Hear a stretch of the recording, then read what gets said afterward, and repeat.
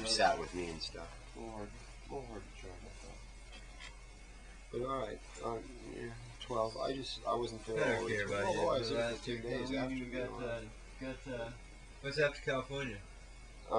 Missouri. Which I didn't go to. You didn't go to Missouri. I'll tell them about Missouri. You tell them about Pennsylvania and North Carolina. Well, the only thing I know in relationship to Missouri was that I was living in Tucson in a house and operating in and out of a house that Felipe was involved in, and Felipe went from Tucson, and some of the Tucson family went to Missouri early. So in that sense, as I said in the very beginning, that you asked me how I got involved with the Idaho gathering and or Utah and how I knew about it was through the food conspiracy. I was involved with the food conspiracy when it started, and General Strength in Tempe, the 2 biggest food co-ops, probably in the Southwest.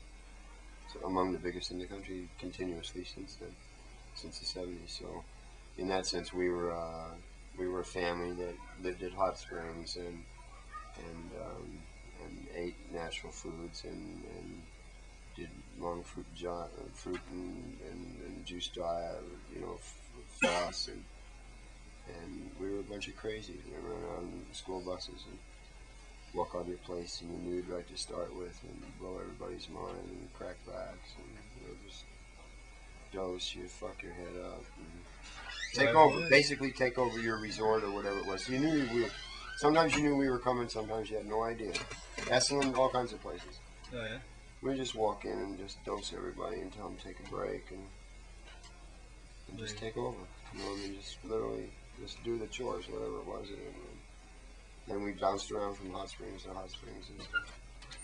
And in that sense, we really thought that the troops were going to bring about a change in the economic structure and all that everybody's screaming about now for the 90s. We really thought in the 70s there was enough of them and there was enough of us and we were all intelligent enough and everybody knew it and everything. So we got more and more outrageous, only to find out that our outrageousness in many instances had marked us with the police and other kinds of legislative or dignified authority bodies and stuff, and we were in a whole lot of trouble. From then on, we've been in trouble. And some of us were involved politically in the bringing down of Nixon and, fomenting the revolution. The outcry against Watergate, fomenting that amongst people that before that thought, well, it's just Republican dirty tricks. The Democrats have dirty tricks too.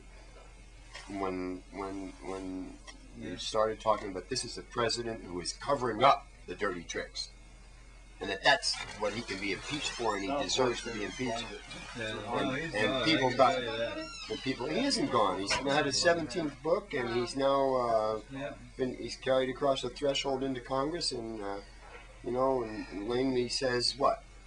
He hasn't been in Congress since the day that Rodino said, we're going to call for a vote. Hasn't even been on the steps of that end of the Capitol. Teeter-totters in there and says some goddamn joke about if anybody believes that Glasnost is going to come to China or something, they've been smoking pot. I was so goddamn mad. I mean, it got him a 30-second blip on the goddamn CNN and everywhere else, New York Times, everybody. And the next day I was out saying, won't it be great when Nixon doesn't have pot to kick around anymore?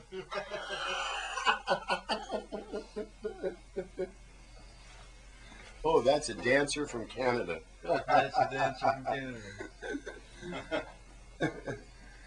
But yeah, as long as he's got a line about pot, he can get it. Nixon ain't gone at all, man. Do you know anything about a tricky dick for congressman?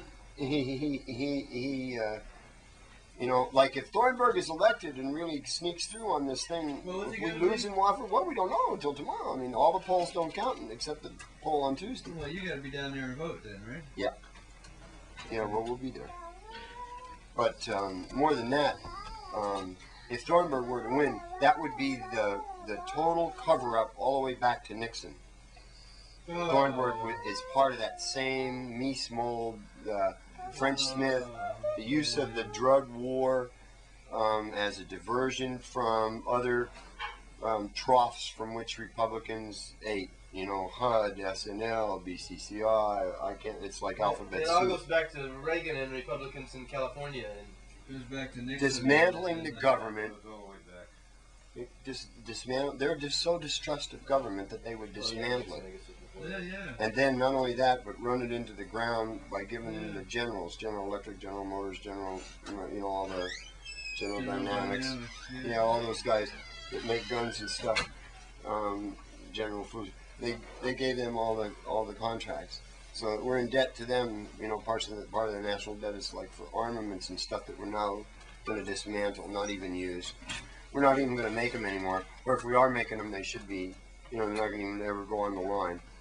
They're just filling out contracts. Unless they come up with somebody to. And they're going to say that they're going to work it around. No, wait a minute, man. It's like oil. It's seeping. It's money, and it's seeping out in the ground. Do you know what I'm saying? You don't. If peace has cometh, we do not need armeth anymore, and that's that. And so therefore, not deletion, but depletion. You know, it's simple as that.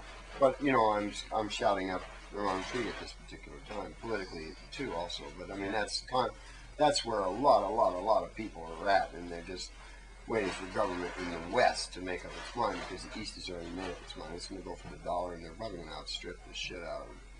So In the West, the way if they to don't do catch it, it. though, is to divert Remember how much they complained about how Germany and Japan retooled themselves with Marshall aid and the rest of it?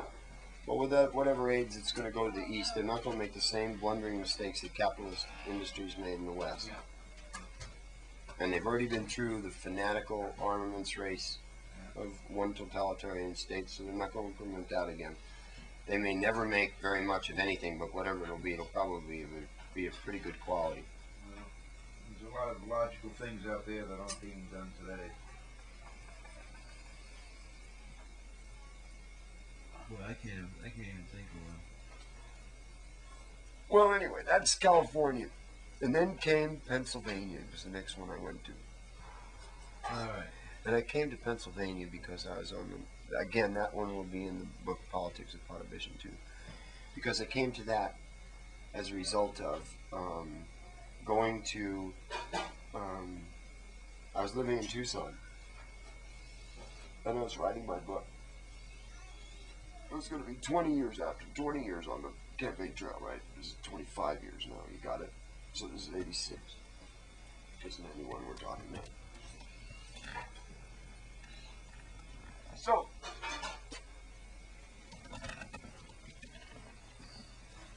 I suddenly get a call to come down, and everybody's telling me, man, you gotta go. You can't let these guys get away with it.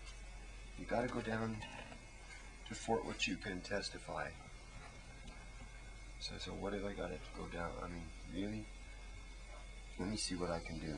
So what I do is I make a couple phone calls, and I talk to a couple key people, and I find out that there is a real protest going on against this thing. Anyway, I'm just going to support the protest. What's happened is that Senator DeConcini, and Phil Graham of Texas, have decided that the border needs these 1,000-foot high, that's 10 stories, 1,000-foot high helium balloons in aluminum foil kind of things, tethered on 10,000-foot tethered 1-inch ropes, bolted to the ground, to bounce radar signals off of to catch smuggling planes that fly in nearby canyons and stuff, bringing in marijuana and cocaine. And of course, there's like a 6-mile path right underneath the thing that's 3 miles on each side or something, that's totally radar proof that you can fly over. Of course, this one here, this particular one, is at Fort Huachuca. Now, Fort Huachuca is in the Apache country. And Apache country is one where you usually see in the movies, if you can remember correctly, they looked a long ways and they saw a flash of mirrors and one to the other, or they saw a smoke signal from one bluff to another, and they were looking like 40, 60 miles, you know, that sort of stuff.